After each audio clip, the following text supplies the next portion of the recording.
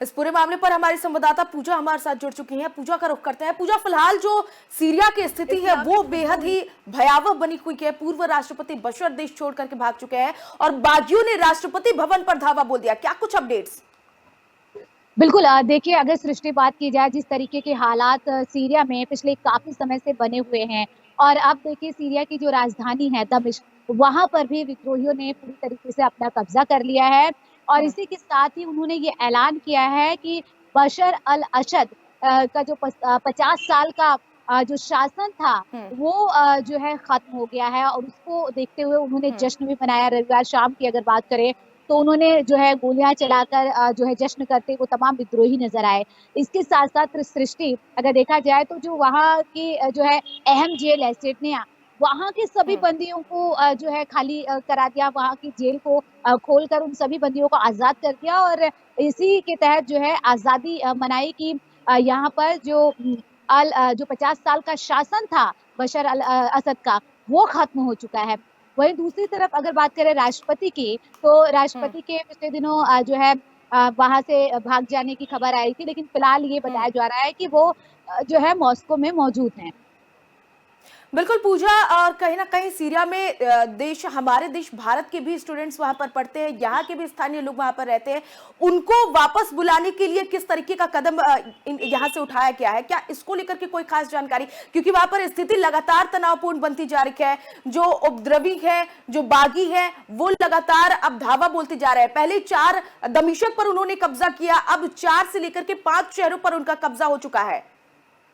बिल्कुल, देखिए, ऐसे में भारत के जो नागरिक हैं उनको वापस लाने को लेकर जरूर सरकार इस पर कुछ न कुछ विचार जरूर करेगी। लेकिन इस बीच देखिए, अगर हम बात करें, विदेश मंत्रालय की तरफ से प्रवक्ता ने भी कहा कि फिलहाल जो लोग जो है जाना चाह रहे हैं वो अभी इस यात्रा से बचें।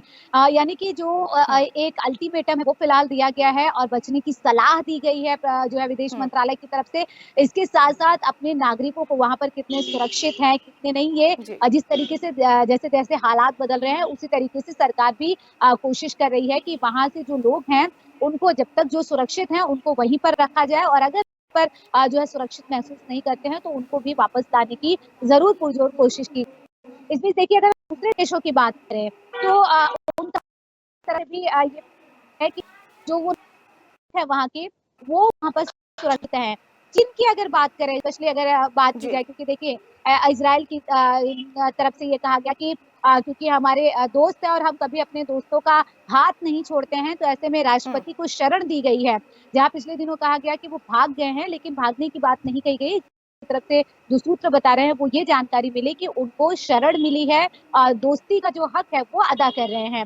लेकिन दूसरी तरफ चीन जो है वो भी कहीं ना कहीं यहाँ पर अपनी जो अपने नागरिकों की बात करें और जो वहां पर मौजूदा हालात है उस पर भी अपनी नजर बनाए हुए हैं पूजा, कि बिल्कुल जो है पूजा, जो सीरिया की स्थिति इस वक्त बनी हुई है उसको लेकर के अगर भारतीय नागरिक की बात की जाए तो उनको वहां से निकालने के लिए क्या कुछ योजना बनाई जा रही है? किस तरीके से और कब तक भारतीय नागरिकों को वहां से निकाला जाएगा? और जो निकल नहीं पा रहे हैं उनकी स्थिति को ठीक करने के लिए क्या कुछ कदम उठाया जा रहा है उनकी सुरक्षा के लिए? बिल्कुल, देखिए, जैसा कि मैंने अभी सृष्टि कहा कि विदेश मंत्रालय की तरफ से अभी ये कह दिया गया है कि यात्रा से बचे। इसके साथ साथ सरकार ये भी कोशिश करे, एक तरफ देखिए शीतकालीन सत्र चल रहा है, दूसरी तरफ अभी जो है इंडिया और चाइना के रिश्ते को लेकर भी विदेश मंत्री ने पिछले दिनों तमाम जानकारी दी थी, और सीरिया को लेकर भी सरकार लगातार अपनी पैनी नजर बनाए हुए है कि वहां पर जो मौजूदा हालात हैं, ऐसे में हमारे जो भी वहां पर नागरिक हैं उनको जो है 1 बाय 1 जो है इंडिया वापस लाया जाए।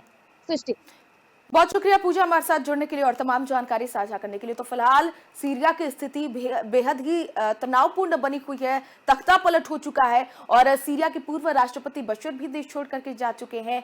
बागियों ने राष्ट्रपति भवन पर धावा बोल दिया है, उस पर भी कब्जा कर लिया। इतना ही नहीं, वहां पर वो पहुंच करके झंडा फहराते हुए भी उनकी तस्वीरें सामने आई। असद की जितनी भी लग्जरी कार है उस पर बागियों का कब्जा हो चुका है। विद्रोहियों का दमिश्क समेत 5 शहरों पर कब्जा हो चुका है। सीरिया के लाखों लोगों का दमिश्क की तरफ अब वो कूच करते हुए नजर है। रूसी हमीम बेस में 6 किलोमीटर दूर तक कब्जा कर लिया गया है। मॉस्को में सीरियाई दूतावास से असद शासन का झंडा भी हटा दिया गया है। तो ये तमाम वो जानकारी अब सामने निकल करके आ रही है।